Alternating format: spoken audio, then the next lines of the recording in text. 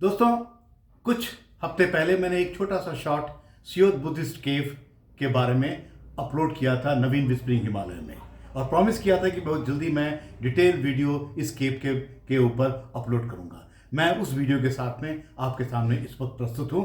Enjoy my video on Siyot Buddhist cave from the Kutch peninsula. इस वक्त सियत केव के पास हैं। सियत केव जो लोकेट होती, जो सियत केव जो है, ये सियत गांव है यहाँ नीचे, उसके नाम से इसका नाम सियत केव रखा गया है। इंटरेस्टिंगली ये जो गांव है ये अंतिम छोर है कच्छ के वेस्टर्न पार्ट का। अगर आप दूर देखते हैं तो हमको रन दिखना शुरू हो जाता है, और उसके ठीक वेस्ट की तरफ अगर हम और जाते हैं तो हमारे पास लखपत और फिर कोरी क्रीक आ जाती है।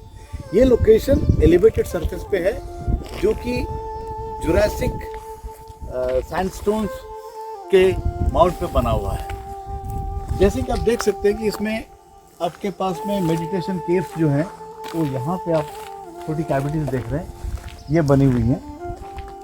और इसको इनफैक्ट 6th सेंचुरी एडी में जब ह्वेनसंग ट्रैवल कर रहा था सिंध से लखपत की तरफ, तो उसने इस केव का जिक्र किया और ये बताया कि यहाँ पे लगभग 6000 जो मॉन्क्स थे वो यहाँ पे मेडिटेशन किया करते थे।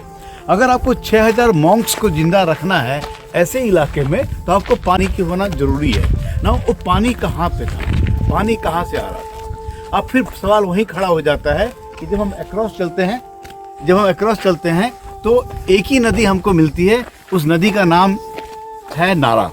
नारा ये रिवर है जो मैं कल आपको बता रहा था कि नारा वो नदी है जिसको फीडिंग इंडस रिवर से किया जाता था। नाउ इंडस रिवर की कनेक्टिविटी नारा के साथ थी, और ये भी कहा जाता है कि दो लोकेशन, एक सुंडा है, एक स्यारा गांव है। इन दोनों गांव की संपन्नता आज से 2000 साल पहले गजब की थी, क्योंकि यहाँ पे जो राइस कल्टीवेट होता था उसको रेड राइस कहा जाता था, और लखपत के पोर्ट से वो राइस एक्सपोर्ट होता था। तो एक सवाल ये होता है, जब तक नारा जिंदा रही तब तक ये वेस्टर्न कच्छ का क्षेत्र जिंदा था। जब नारा ग्रेजुअली ड्विंडल होने लगी तो इस क्षेत्र की इकोनॉमी में भी असर होने पड़ा, इंक्लूडिंग लखपत पोर्ट के ट्रेड के ऊपर में भी। अब सवाल ये होता है कि नारा की स्थिति कब खराब हुई?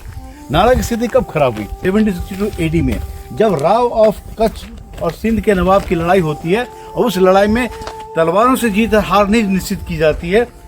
उस लड़ाई में एक बेइज्जती महसूस करता है नवाब किसी कारण से, और सबसे बड़ा काम वो ये करता है, anthropogenically induced disruption of an ecosystem. उसका मतलब ये हुआ कि वो पहला बांध नारा के ऊपर बनाता है और यहाँ का पानी रोक देता है।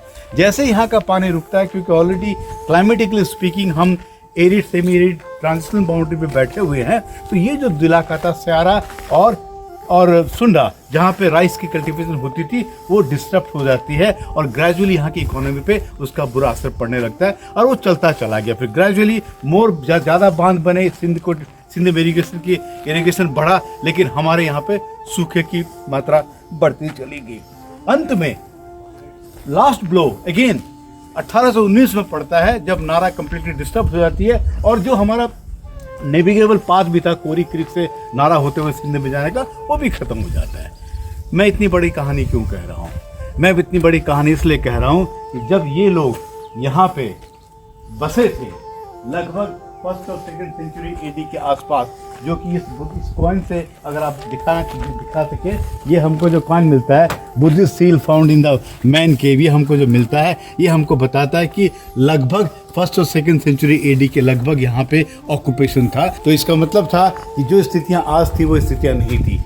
क्लाइमेट चेंज ने डेफिनेटली इस इलाके को इम्पैक्ट किया। बुद्धिस्ट क्लाइमेट चेंज की वजह से यहाँ से पलायन किए, मुझे नहीं पता, लेकिन यहाँ के इकोनॉमी पे, यहाँ के वाइब्रेंट इकोसिस्टम पे क्लाइमेट चेंज का तो असर रहा, लेकिन human induced climate change supported by the tectonic activities frequently great run of Kutch में उसने इस इलाके पे जरूर एक बुरा असर डाला है।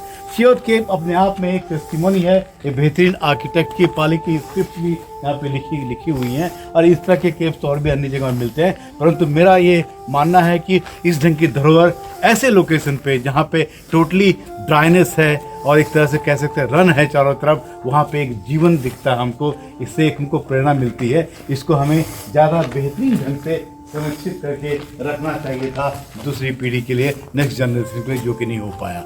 Thank you very much for watching. Naveen Juyal, whispering Himalaya from Salem cave.